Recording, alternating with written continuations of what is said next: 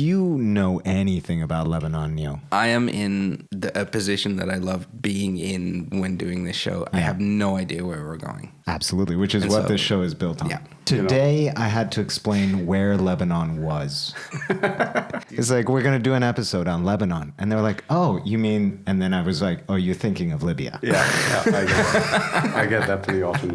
Like, hey, Gaddafi wasn't so bad. It's Exactly. Like, hey, man.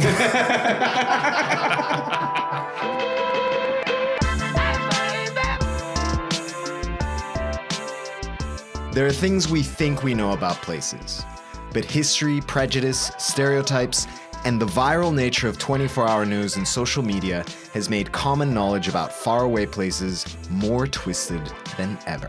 Today on MisInfoNation, we try to clear up some of the outright lies, mistakes, myths, and misnomers of an entire nation by doing what we do best, by having a chat with someone who actually knows what they're talking about. Today we're going to Lebanon, not Libya. That's something else. Bordered by Israel and Syria on the east coast of the Mediterranean Sea, Lebanon is something of an unknown quantity in the eyes of the world. It's complex, it's difficult, it's filled with pressure, contradiction, war, the darkest of humor, and an inescapable dichotomy. Its position in the Middle East has never given it much stability in recent history. The lives of the people who live there, even the young adults, are tarnished with conflict, but also an undeniable resilience and perspective. The Lebanese are impassioned, intelligent, and intense, and we're lucky enough to call the brilliant Hasan Chaaban a friend. Hasan is the creative director of Collapse, K-O-L-A-P-S, a branding and UX design agency. Hasan is always funny, surprising. He's one of a kind. We sat down with him here in Barcelona to get deep into the culture, the conflict, the history, the food, and the customs of one of the strangest and most complex countries in the world. Even when it comes to something simple, like his name. Hasan is kind of like the easy way of saying it for Westerners like yourselves. Oh, let's go deep. It's a ha sound. It's not a ch, you know. It's a ha, you know. Okay. So you either have to be Hebrew or, you know, like really versed in So Middle it's Eastern. way back in the It's almost like when you touch something hot, you know. It's like, Fitting. you know. Hasan. Hasan. which funnily enough means good, not great. Okay. Good, you know. For example, when I love Not the great. distinction.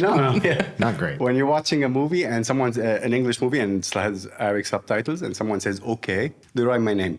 And what's better than nothing. what's your last name? Chaaban. It's one of the months of the Islamic calendar. So it's the month before Ramadan. Okay. Ramadan is the month where everyone fasts, you know. And, Yeah. And then there's a common saying, you know, you never mix Chaaban and Ramadan.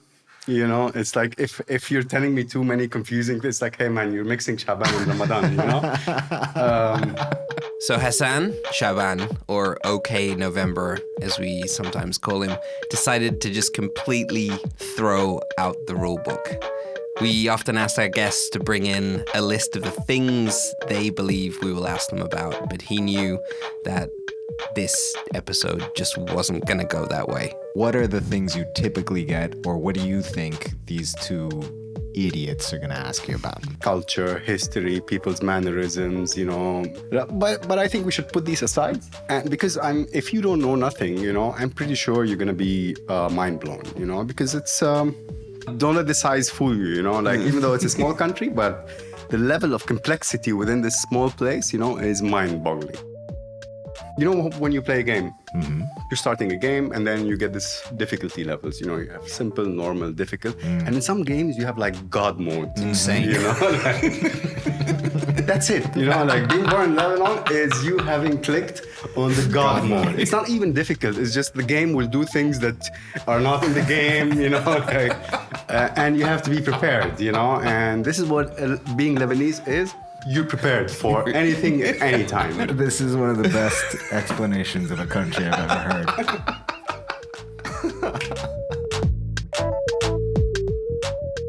The God mode analogy becomes fully understandable when you realize that Hasan was born in the middle of the Lebanese Civil War in 1985. So we have to start out with a quick history lesson, but we feel it's really, really necessary. Tensions among the Christian and Muslim communities had sparked into a war with added pressure from the PLO. That's the Palestine Liberation Organization, who were in a constant conflict with the State of Israel. And they had moved their base to Lebanon. So from 1975 to 1990, the Lebanese civil war raged. The country's population was and is a 60-40 split of Muslims and Christians. The Muslims supported the PLO, the Christians opposed. A short time later, Lebanon became effectively partitioned, with the Christians in power in the north and the Muslims in the south. Fearing a devastating war, both Israel and Syria intervened on the side of the Christians. In 1982, Israel invaded southern Lebanon to destroy the PLO, whose forces were eventually driven out of Beirut, and by 85, Israel had more or less withdrawn. But that war lasted 15 years, and it killed 200,000 people and left the country in ruins. But let's get back to Hasan. When I was born, 85, there was a civil war in Lebanon, which ran until 1990. Yeah. In 90, civil war stopped, then we moved back to Beirut and we started a normal life. But before, I was living in this kind of nice town called Baalbek. It's a little town, yeah, I would say like something between 50, 100,000 people in terms of residents. But it's a very interesting town because it has one of the largest Roman ruins remaining, even I would say larger than the Acropolis, but it just happens to be unknown, yeah? It causes so much contradictions. For example, it's mainly Muslim in this country, so it's kind of conservative, but then, this is the Bacchus temple where people had orgies, The well-known orgies. Next to it is like a mosque, saying Allahu Akbar, and it's like, hey, you know what was going on here, just not a long time ago. Right next to the mosque is the vomitorium. And where is Baalbek, more or less? It's internal into the country is basically very small. It's a coast, 2 mountain ranges, and in between the 2 mountain ranges, there's a valley, and that's it. It's like a boutique country, It's wonderful. This boutique country, as Hasan puts it, is only about 4,000 square miles and is home to around 5 million people. Beirut was founded by the Phoenicians more than 5,000 years ago, making it one of the oldest cities in the world. But in 1990, the end of the Civil War, it was in tatters. And that is when Hasan and his family moved back to the city. No roads, most buildings were broken down, crumbled, a lot of bullet holes. Every bullet holes were kind of like the trees that you have here, I feel comfort sometimes when I see bullet holes, it's like, it soothes me.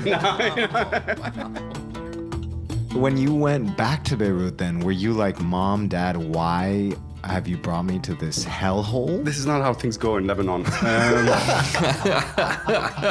Yeah, like I thought we were visiting. Okay. And then I was like, hey, we're staying here too long, Like, what am I going back to? Home, and then you realize 3 years down there, it's like, no, this is where... This is it. You have to absorb this now, yeah? Poof. Colorless, really like a very uncomfortable place, like you can feel the tension, you can feel the... but at the same time, it was a land of opportunity, like because I wouldn't have been who I am now had we stayed in the rural area in Baalbek, but at the same time, this contrast, gives you that elasticity as a person, Hasan is brilliant at doing this, finding motivation and psychological stability in being changed, in moving back to a war-torn city. A city he didn't even know he was from.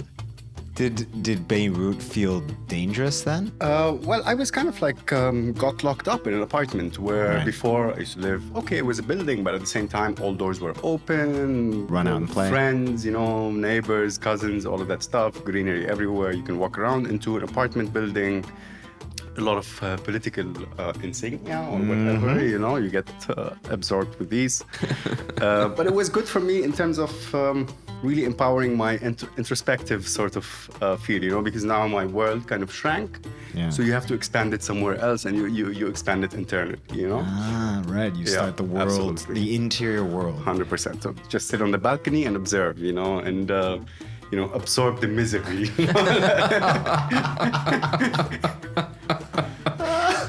Cue Lebanese national cue the laugh anthem. track. Cue.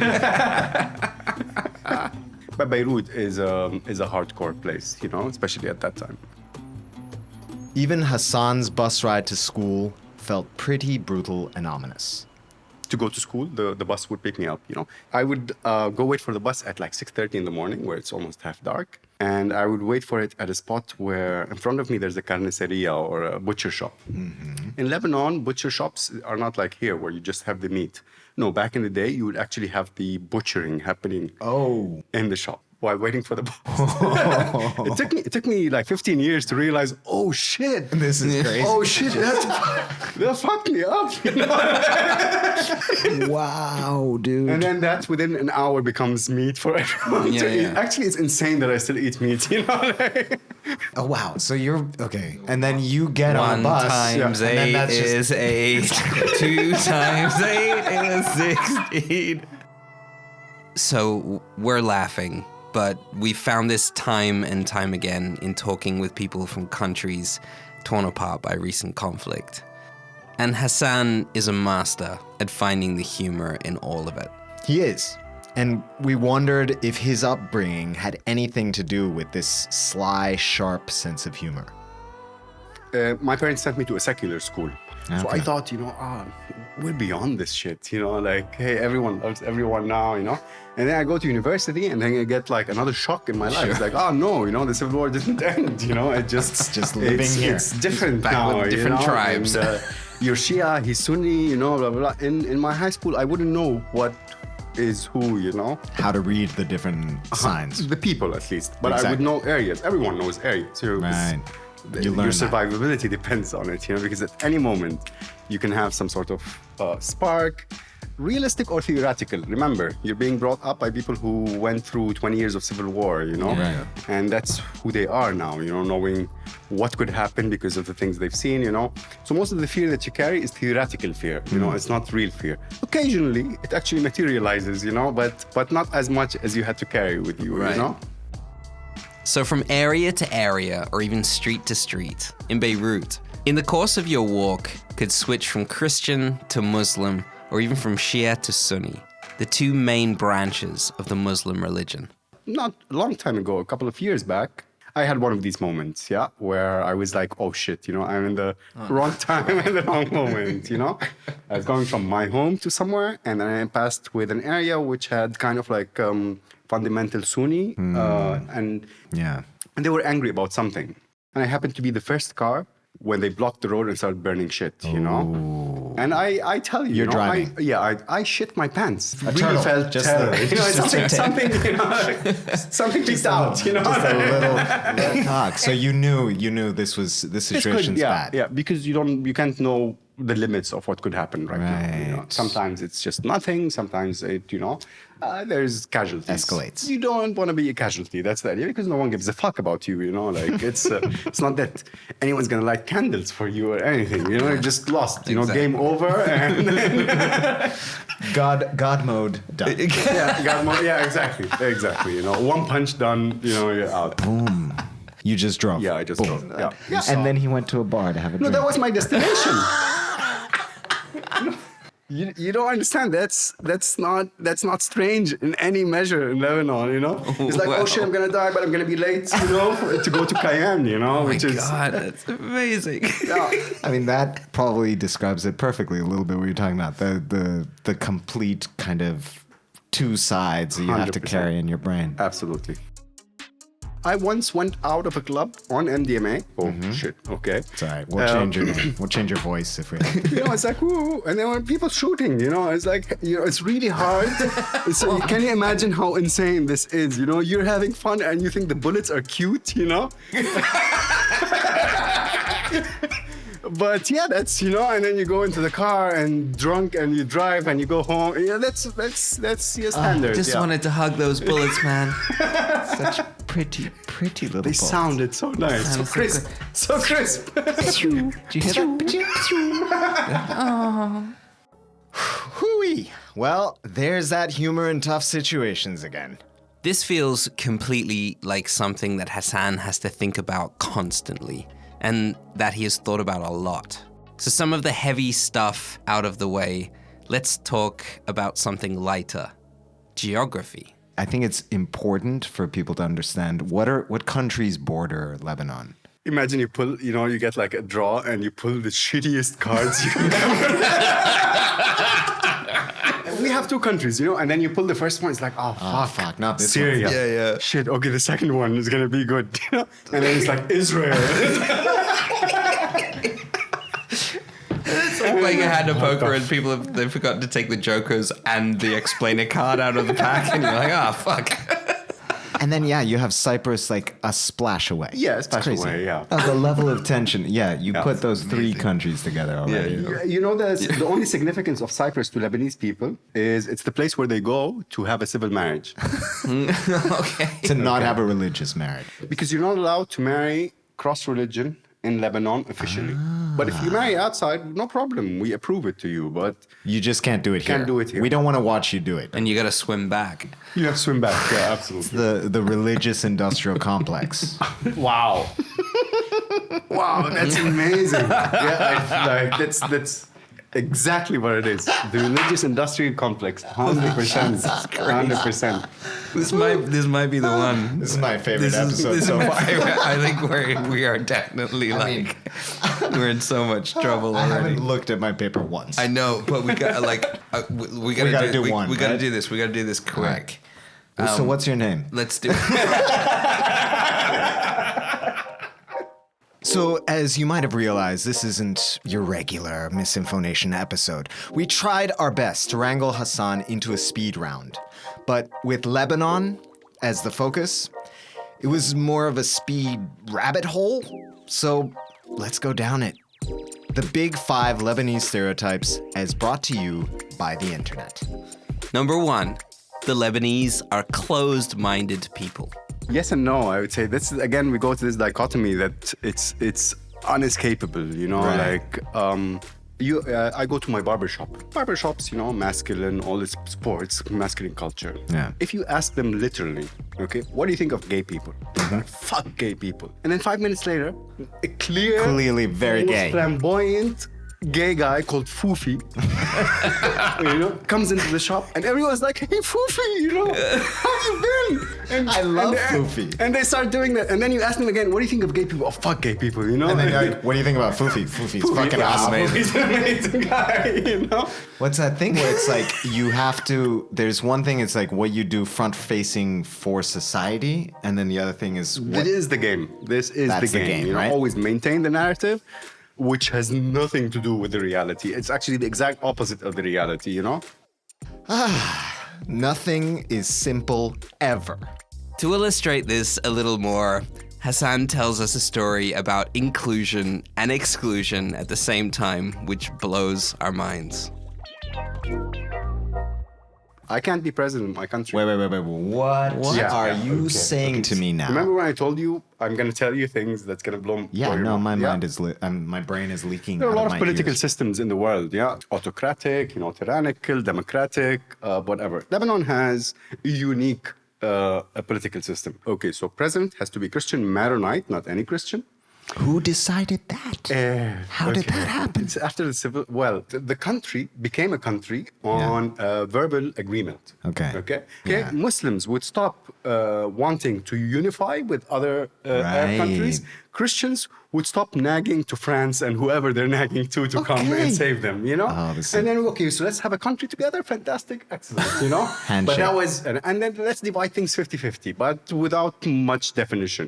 Okay. Things went well for a while. Things went really bad for the civil war. Yeah. And then there was an agreement to end the civil war where they actually divided all of these We're gonna things, make this clear. President, Christian Maronite. Prime Minister, Muslim Sunni. Head of Parliament, Muslim Shia. Wow. The This parliament is incredible. divided by, 20 Shia, but whatever, This is amazing. So it's been working like this 1990. Since 1990. Yeah. So it's 30 years now. And now we have other problems. Just you replace one problem with another, but it never is like, you know what? Today is a good day in Lebanon. Insane. Balance in a totally unbalanced way. So at this point, let me just remind you that we're in a speed round. We finally got to number 2 on the list of the top 5 stereotypes. Lebanon is always at war. Absolutely. Absolutely. That is not MisInfoNation. Speed round. At least one war. That's the key. The qualification you have to add, At any given time, we're at least in one war. Wow. But, whether it's ISIS from the east or Right. Israel from the south, Right. or the theoretical imperialism from everywhere else, or the Iranians, if you are one side, or the Americans or the Saudis, everyone has their own enemies and their own friends, at any given time. Number 3 was a bit of a surprise to us, and it will be to you too if you have any Lebanese friends or family.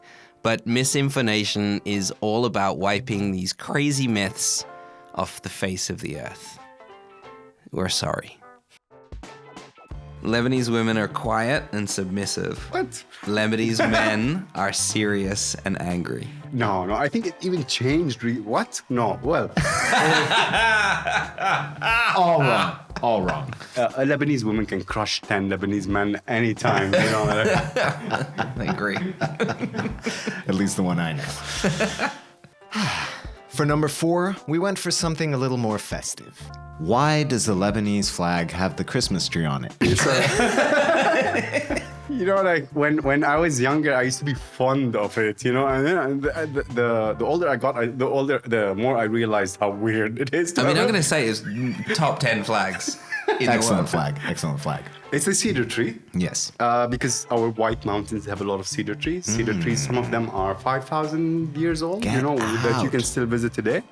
So yeah, it's a good symbol. And if you a go great around flag. a cedar tree, there's something majestic about it. Maybe it's just like romanticizing it because I'm from there.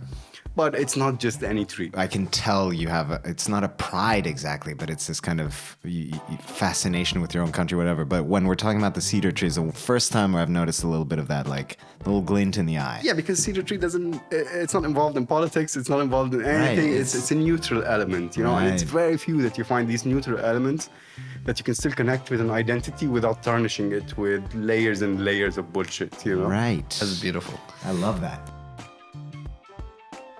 Andres did, however, bring with him a fascination for another religion. I mean, yes. Talk about a unique religious and ethnic group whose tradition dates back to the 11th century and incorporates elements of Islam, Hinduism, and even classical Greek philosophy. Who am I talking about? I'm talking about the Druze. But finding out what the Druze are isn't so simple either. My knowledge of the Druze comes from Druze friends that I've had. I've always curious, I would ask my friend, when you ask your parents when as a child how are babies made? Yeah. And then you realize that and now you're eating a cookie. Yeah. And And say, you're hey, like- I never got an answer. It's the same thing with Druze, Every time you ask them and you're like, yeah, there's nice wine, It's like and then the next day it's like, hey, she didn't answer me. What the fuck are Druze, Until one time I sat with a guy who was like, hey, I'm going to tell you what the fuck's going on. I'm gonna let you Yeah, in yeah. basically on the secret, right? Druze are a minority that came out kind of out of Islam, but not really. One of their traits, though, because they're a minority, and they kind of like Jews, where you can't really come in. You can't become a Druze. You have No, to you have to born. work. I only to just be- worked out that you weren't saying Jews. No, Druze. Druze. Druze. I'm joking.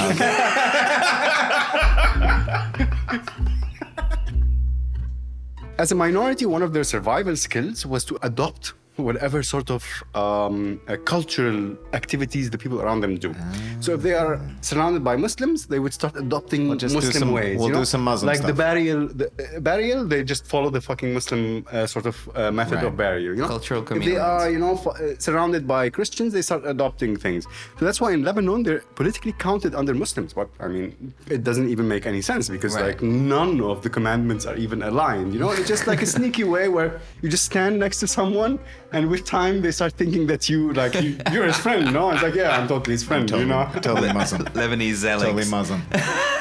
They were the rulers of old Lebanon. At some point, the Christians revolted Took against over. the Druze. The Druze were connected to the Ottomans. The Ottomans had all the power in that time, What I realized today is that the biggest population of Druze is in Lebanon. I think so. Yeah, absolutely. There's the Mount Lebanon, because Lebanon was smaller at some point. It was the imperialists who decided to make it a little bit larger. Right. And we took chunks of Syria. But Mount Lebanon was mainly Druze and Maronites, with some Sunnis in Beirut, And Beirut was even like a municipality on its own. It wasn't even part of that thing. So they were like the royals of eastern side of the Mediterranean, And they were princes and kings, even in their names, Even some people now have it on their identity cards. Prince, blah, blah, blah, whoever. Really? Yeah, absolutely. I had a friend at university who had the title of princess, I was like, princess? It's like that Monty Python, king of the who, king of the Britons, who the Britons? Well, we are all Britons. So what about the Drugs from Clockwork Orange? I'm not going to fall for this shit again. I'm so lost. They're the weirdest religion I've ever heard of. So, Druze sidebar complete. Let's try another speed round. Weird Lebanese customs. Here we go.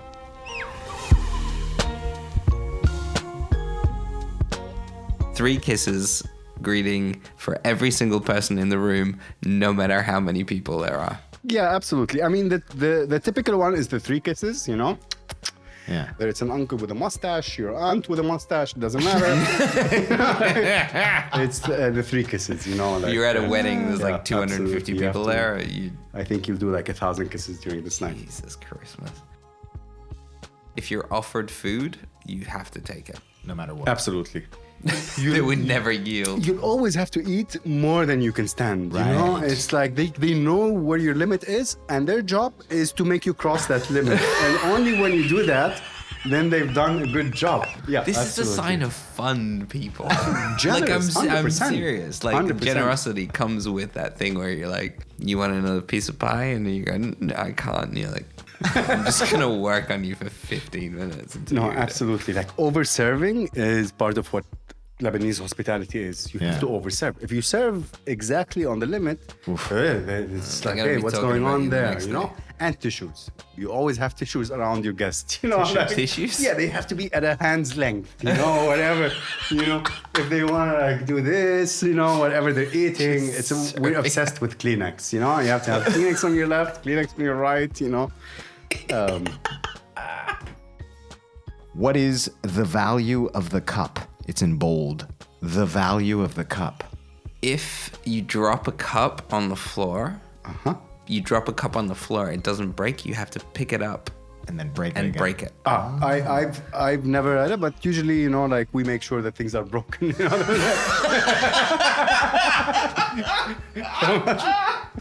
don't fuck around. With pottery. One of the things, for example, that's pretty common in Lebanon and some other Arabic cultures is I have something nice on me. Yeah, you meet me and you're like, hey, nice watch. The impulse should be, hey, you can have it. Hasan, you're gonna be so upset with me, but every time you come in this place, I'm like, God damn, that's a fucking nice jacket. You do realize it's winter, right? It's the I know, but, cruelest like, thing to do I to have him like a right now. bunch of like, 3/4 length jackets there, and I'm like, I wish they fit me like. this. It's not just the jacket, my friend. It's also the What is flipping the shoe? Yeah, there are a lot of these very crazy things. Like even some of them are kind of like created on the spot by your aunt. Right. Like one time I Never remember, triple kiss a woman with a mustache. I was going to say, the one with the mustache or the... the shoe is very clear. It's like, hey, if the sole of the bottom of the shoe is facing God, that's an insult, And this gets indoctrinated in you that even till today, I'm 37-year-old, secular, philosophical, advanced, whatever. Living in self-aware, Barcelona. Psychedelic, whatever, If there's a shoe that is turned, I'm not feeling peace. I'm not... So I turn it just for psychological peace, not because of anything else, but it's almost like a Pavlov thing now, Right. You have to turn it, Even in the worst arguments, people will still use terms of endearment like Habibi. Absolutely. Which means my love. Like, No, absolutely. So you can use Habibi in an insulting way. You can use it in a threatening way. Can you do it to me? Yeah, absolutely. Habibi. You know? Yeah, my love. Anything, from a taxi driver to your uncle, anyone is Habibi, you know? Like, my love, you know? Like, my love, take me there, you know? My love, you better watch out. you're 40 years old and your parents still control your life. Yeah. Even in Islam, there's a phrase where that God is satisfied by you is as much as your parents are satisfied by you, you know? And you hear that one time. And that will mess you up for life. That just made me really, that just made me really heavy. Like my feet Neil just weigh a sat ton back now. in his chair like he had just eaten a bad pizza. Yeah. All right, hang tight. We'll be right back after this quick break with food, Lebanese secrets, Beirut as a party town, and much, much more. Oh, and also a quick reminder before we go to a break, head over to the App Store and download the Cerca app on iOS. Every episode of MisInfoNation and Passport are there, as well as tons of other travel shows and our beautiful guide series. There's extra features such as maps, favorites, photos, plus a concierge service to help you connect with real local people on the ground anywhere you want to travel. We'll see you after the break. Welcome back to MisInfoNation, and as we like to do, we should get into some of the culinary delights of the place. So let's just go for it. The one thing Lebanon must be known for around the world, I think, is food. It's the only true myth. We have some of the best fucking food in the world. Yeah. You know, and the food that you get in restaurants, that's one side of it. That's, I would say, even 30-40% of it. And then you have the whole branch of home-cooked food, you know, that you can't even prepare in a restaurant just because of the immense level of work it requires and time it requires. So just not feasible, you know. So is it one of those things that because you have this mosaic of culture, that's where you got this magic food thing happening? So many cultures and interferences and all of that stuff, because some of our food we have in common with Greeks, Turks, Persians, you know, like. But the other thing is also the availability of fresh ingredients. We're a Mediterranean country, you know. It actually naturally comes out, you know, it's readily available. So the availability of fresh ingredients is part of why the cuisine is so good. First up, tabbouleh, a staple, known the world over. A finely chopped salad of parsley, onions, tomatoes, mint, lemon, and soaked bulgur. Tabbouleh is almost like a ritual. Like, I remember my mother, my aunts, you have to cut things in a certain way. There's a lot of pride in it. There's critique happening. Everybody in the family's chopping? Each person handles like a certain One ingredient, element. you know, and his critique is like, hey, no, it's a little bit more coarse than it should be, you know, like, I don't know. But tabbouleh always felt like some sort of, it's almost like a religious ritual more than just salad making. Next, fattoush, another salad, and one close to Hasan's heart, made from toasted, fried pieces of bread, mixed greens, radishes, and tomatoes. Fattoush. Fattoush is my favorite. Really? Tabbouleh, even though tabbouleh is the thing, I know it's like, for me personally, okay, I enjoy the thing that's going on, but like Whatever. But fattoush Why? is my Tell me favorite. about fattoush. Because it has this crispy bread thing. It's so funny. Anytime you get really serious about somebody, about their cultural food, it always ends in crispiness. Like, there's this thing where it's like, It's just fucking crispy. it's just crispy, dude. Like, it's just crunchy. Do you remember, like, the best fattoush you've ever My had? mother's. It's the way I said it, isn't it? So, how about dessert, Lebanese style?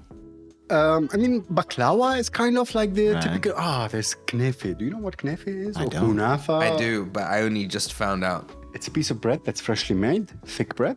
It's opened up, and then you have a layer of cheese, melted cheese, and on top, a layer of sweet that is made out of, I think, pine-based sweets, you know, and then like sugar syrup on it, you know. you almost see the face of God when you taste it. You know, like you're directly connected with the Creator now. You know, like you bypass all the complications. Just mainlining the cosmos. It is something undescribable in the right moment when you have it. It's like there's nothing else. You know, Wow. It's the unhealthiest thing ever, but Delicious. Yeah, absolutely. So then after Fatouche, Hasan brings out the big guns. Do you know one typical breakfast in Lebanon? One typical in certain places, you get some raw liver and raw fat. Okay. And you cut them into small cubes. You put them in a plate. You put some fresh mint next to them, a couple of spices, and you have arak. It's like raki from Turkey. It's this white drink that when you mix it with water, it's transparent. When you mix it with water, it becomes white. And that's your breakfast, basically. Raw meat and raki at 5:30 in the morning. Oh, God. So, before the civil war in Lebanon, Beirut was already known as a party city. The Paris of the Middle East, as it was known, was filled with clubs, cinemas, and dance halls. After 1990 and the end of the war, the people seemingly decided that life was too short, too fragile not to chase hedonism once more. And soon, Lebanon fully regained its reputation. What kind of a night would you have, like in Beirut? You go out clubbing until like 5 a.m.? It's a or what? hardcore party night. Yeah? Yeah? It's a party city. Yeah, you have bars, as many bars as you want, and you have clubs. Clubs range from commercial, you know, look fancy, dance fancy, high heels, all of that stuff. He's doing the universal He's doing dance the correct for tight shirt dancing. Let's call it. Absolutely. And you have like niche clubs where, depending on your entourage and your culture, you have your own club, whether it's an Arabic singer or blah, blah, blah. Right. But then you have the hardcore clubs. BO18 is one of the classic clubs in Lebanon. It's been on for 30, 40 years. Okay. And it's basically you get to a parking lot and there's nothing. And then you just park, there's a bouncer. And then you get there, you know, it's a parking lot, it's empty. So it's an empty it's a parking bunker. lot. Oh, Okay. You go under the parking Yeah, lot. it's not so big. Maybe it's 40 meters by 10 meters, Okay. whatever. So it's not a huge club. So it's bunker, hardcore, opens at 2, 3 a.m., goes Okay. all the way there. And then at some point, around 4 or 5, you're sitting down, boom, boom, techno music, all that stuff. And suddenly the roof opens up. What are you talking about? The roof opens up and it opens Like up. a hydraulic roof? Yeah. Fuck out of And the town. mirrors reflect the morning into the thing. It's, What? It's a thing, you know. And this club was open during the Civil War. What? So imagine, you know, it's like, hey, me and you sitting and during the Civil War. It's like, hey, What do you want to do? Let's open a club. But let's make it one where we Yeah, can open the roof. Also And a then bunker, so because of the bombing and Exactly, shit. makes you know? sense. Needs to be something we can cover. Jeez. Yeah, it's just you wow, can dude. visit it today. It's still on. Yep, and it's still running today. You can check them out on Instagram at BO18official. Then, still reeling from that a little bit, Hasan tells us about another club. There's a club called Casino. Okay. Okay, it's kind of like the poshy, you know, flashy, blingy money, you know. VIP rooms. Too many diamantes. In this Buckets club, of champagne. there's Pink Panther champagne, whatever it's called. I have no idea. It costs $3,000. When you order it, they put a spotlight on you, you know, and the music stops, and it's like, hey, you know, Neil, just, you know, like whatever. And this like makes other people want to do it. Right. Yeah. In the corner of this place, there's an agent from the bank What? willing to give you a loan on the spot. Get out! So that leads us tidily to another myth, or not, about the fair country of Lebanon. That those who are rich or connected can get away with anything. Everything in Lebanon is permitted if you have the money. It's the other way around, you know. The only time you get held responsible is that if somehow you find yourself unconnected. The only people who are in jail are for the crime of not having connections, not the crime of whatever they've done. So it's not for getting you stuff, it's for getting you out of stuff. Absolutely. Even murder in Lebanon, it's fixable. What? Negotiable. Absolutely. Really? Absolutely, you know. It's all about, hey, we do things, they drop their right, The judge looks around, you know, everything is fine, you know. Everything is a Yeah. negotiation. You steal a small thing, but you happen to be unconnected. You stay in jail for years, even waiting for your trial.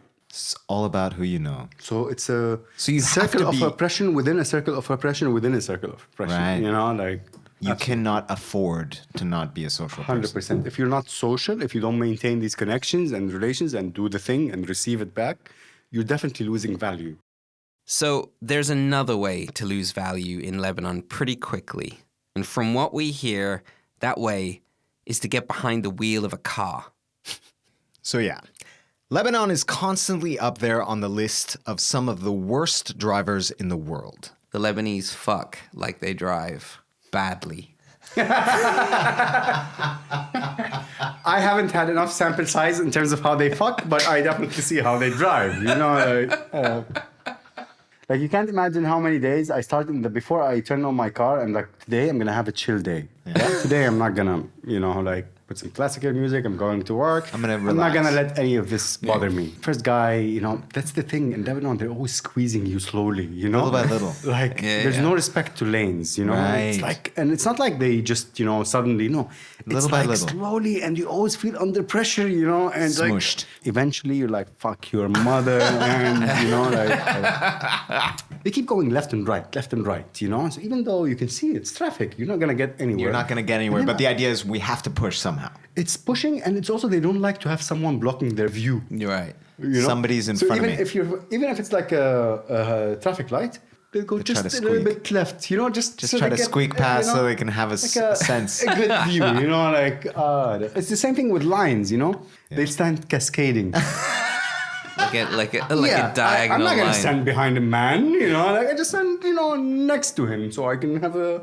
And the one behind me stands next to me, and next to I me. just have an image of like a bread line that's cascading into traffic. into traffic completely. Oh, that's incredible. And that's what it's like to be fucking Hasan. You just want to get a good view. 100%. So, hedonistic and impatient? Sure. What about corrupt? Many members of government have remained in power or in jail with no trial since the Lebanese Civil War, with a simple shuffling of positions every election cycle. And many people blame this don't rock the boat system for the country's continued ingrained corruption and nepotism. Corruption happens on every level of society, and it's not strictly limited to high-level officials. So, is corruption a way of life in this country? In Lebanon, the corruption is the system.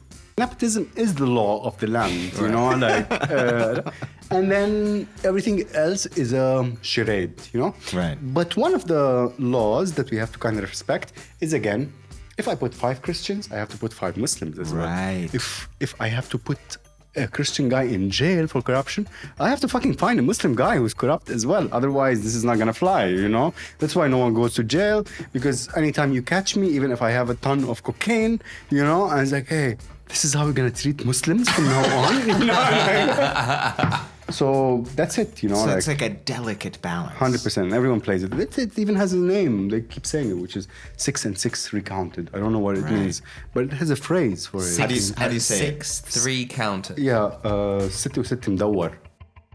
So, right now in Lebanon, the country's political class, blamed for decades of corruption and mismanagement, has led to a banking meltdown of incredible proportions. Inflation, losses, chaos. The Lebanese banking crisis continues to bite hard. In February of 2023, Lebanon devalued its official exchange rate for the first time in 25 years, weakening it by 90%. From one day to another, they decided that all your dollars, all your foreign currency now is held at the bank. You go there, it's like, hey, give me my money. They're like, sorry. Why aren't you giving it to me? Is there a law? Go complain, you know, like... Go check in the police station, they have a radar for it. Yeah. And then we started, you know, having inflation. What does inflation mean? It Yeah. means that the rate, lira to dollar, is changing. Fantastic. This applies to everything except the bank. Oh, wow. If you want your money, you're going to get it at the old rate. Why? Because the government hasn't acknowledged Now you lose like something like 93% of your savings. Yeah.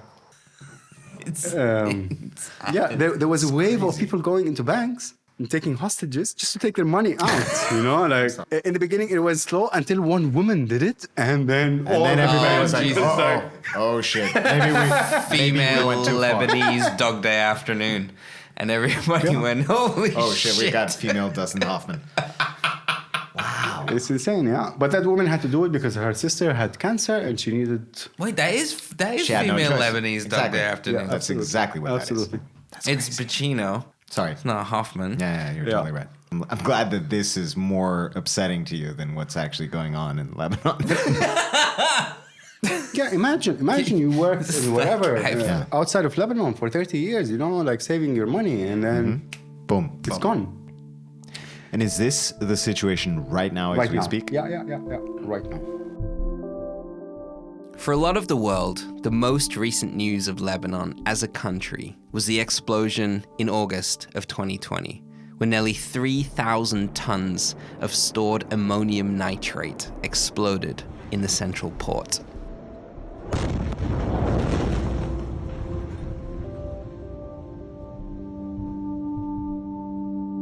The blast was felt in Turkey, Syria, Palestine, Jordan, and Israel, and was heard in Cyprus, which is more than 150 miles away. It is considered one of the most powerful non-nuclear explosions in recorded history. Protests erupted across Lebanon against the government for their failure to prevent the disaster. And on the 10th of August, 2020, Prime Minister Hasan Chaaban and the entire Lebanese cabinet resigned, adding to the country's continuing instability.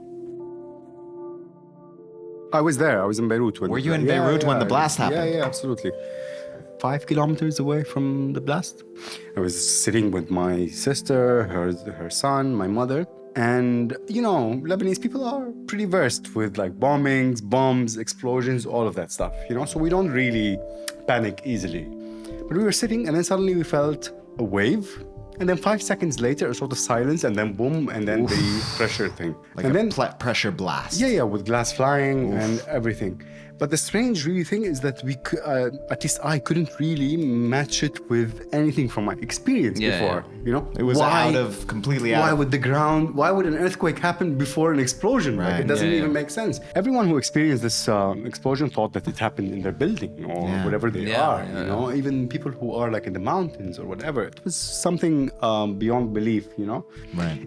The strange thing is that even like the politicians themselves could have been there. Right. Yeah. And their sons could have been there. Anybody could have been. So you could see that it's not really organized, or it's not intentional or organized. It's just too much chaos, even for the people who are. Right. There's no one driving the bus. That's what you realize, And it's horrible. It's unparalleled, I think, even with all the horrors that we saw, whether with wars with Israel in 2006 and 1996, as a child, as an adult, I've seen missiles land 200 meters away from me. Right. I've ran with my family, but somehow it's still manageable compared to something your brain can't, like the fear that you feel is on a soul level, not on even, your brain tells you something is happening to the ground and around you that you cannot calculate. Can you imagine having a world which you grew up in like this? Hasan has an incredibly eloquent way of talking about the most difficult situations. He has to.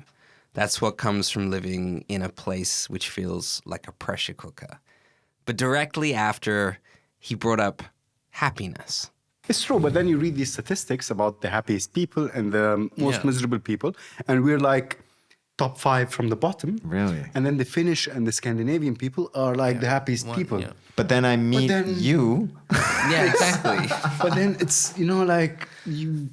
Yeah, again, it's like a paradox. It is. It's hard to answer the paradox. I think that's it. It's the paper versus the person. I mean, I know like a bunch of Finnish people. I'd rather go play pool with you. Absolutely. If you want to play, you should play with Lebanese people for sure. But it is like, I think you hit it on the nail with the paradox, and you've somehow managed to embody this. It's pretty impressive.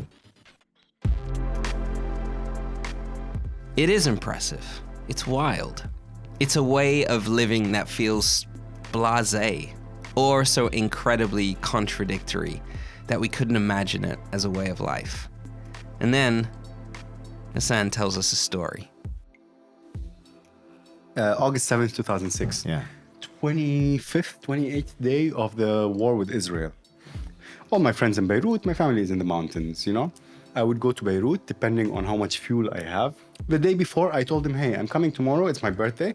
War or not, you know, we're gonna dress nice, you know, and we're gonna celebrate. We're gonna have some drinks, whatever. I'm gonna come down in the morning because who knows, you know, this war could go for 10 years, you know, and we have nice clothes, we wanna wear them. Go down, I remember the Jack Daniels bottle, you know, we're drinking, really wasted because of the heat as well, you know. Right. And then when they start bombing in the afternoon, I would hear the bombing. And then you start asking people, where did they bomb? And they tell me, like, on a spot where I have to pass. And my decision was, okay, I'll go there. If it is that street, I come back. If it's not, I continue, you know. Like, it's a very simple logic, you know. And then I go there and then I realize it's just off, you know, so the Right, road just is a clear. little bit off. And then I continue to the mountain. Incredible. And I got there. And my first impulse when I get there, go to a diner, Yeah. get a burger and fries, you know, because it's my birthday, you know. I want to, you know, congratulate myself for my birthday and for fucking surviving that, you know. And I remember, and I had curly fries as a This is incredible. drunk, you know, out of trauma and eating curly fries. Would you like curly fries? No. Actually, you know what? Fuck it. I get the curly large curly fries. As big as you can make them. So for the record, that's avoiding being bombed and stopping for curly fries in the mountains outside of Beirut because it's your birthday. How are you now, like, walking around being Lebanese in the world? It was never really an issue for me, you know, like, in all sincerity, I've never heard a joke that offended me. I always It knew made me you feel were gonna. uncomfortable. I always knew you were gonna say that though. That's because I'm really like by anything. Why would I? You know, like, honestly, why would I? You know, like the only time I would be if I genuinely derive value from your opinion. Right. You know, like. Oh, so you don't value Yeah, my that's opinion. what he's literally what he's saying. But But I don't. I value do, your but opinion. like in certain circumstances, like if we're talking movies, if we're talking Sure. production, if we're talking Sure, writing, sure. absolutely. If we're talking history and politics, who the fuck are you? That's beautiful. No, that's exactly true. That's beautiful. That is an old ass culture right there. Just scratching the surface of somewhere like Lebanon feels like a Herculean task. Every single scrape uncovers layers and layers and layers. It's a mammoth undertaking. It's dealing with fear. Every country that has to deal with these really difficult things, it's obviously it's horrible when you're being bombed, or it's horrible when there's this gigantic blast that shakes the whole city. But at the same time, it's true. It's like there's a strength, like an inner core that I can feel just sitting across from you that, I don't know, you can't replicate that. I know it sounds like a cliche, but fear of something happening is worse than the thing happening to you. No matter what it is. Imagine your biggest fear, you know? I honestly think that the fear of that thing is worse than the reality. Not because, you know, I'm strong or you're strong. It's just a human thing, it's the you human know? nature. It's the- moment you are in the moment of actually dealing with this shit, you are a totally different creature, you know? So this is the thing that I feel most different about myself and people around me in modern Western civilization, that they are detached from the reality. Right. This could happen any moment, Right. you know? Right. Okay. Yeah, but- So then I think well, were you gonna ask something? Yeah, I was gonna ask the. Okay, what's your name?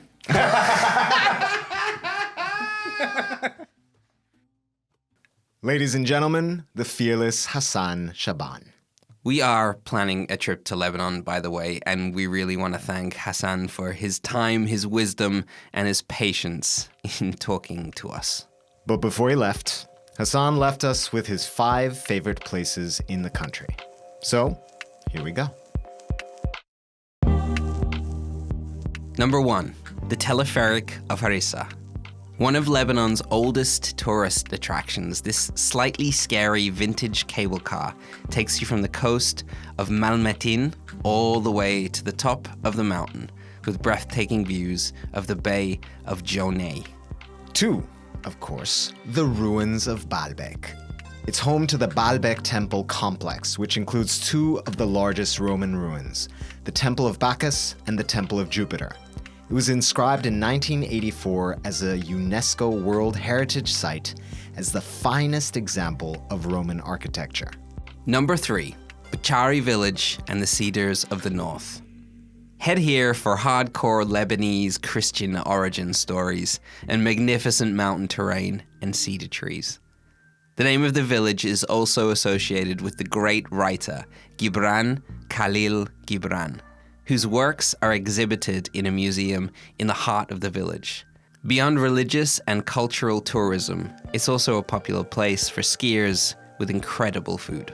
Number 4, Bekaa Wineries in Spring. Good wine, amazing food. Almost 90% of Lebanon's wine is made here, as is a respectable proportion of its arak, the anise-flavored spirit that remains the nation's favorite alcoholic drink, and which pairs very well with raw liver at 5:30 in the morning. Number 5, BO18. A nightclub in Beirut at which the ceiling opens up and uses mirrors to show you the sunrise, just as your fuel tank is about to completely run out. We couldn't resist putting this one in here. What a total trip. Well, that was an incredible ride. Stay tuned for episodes from Mexico and a very, very special show from the Ukraine. We'll see you soon with more cultural myth-busting on MisInfoNation. Thanks for listening. And remember, if you think it's a stupid question, it probably isn't.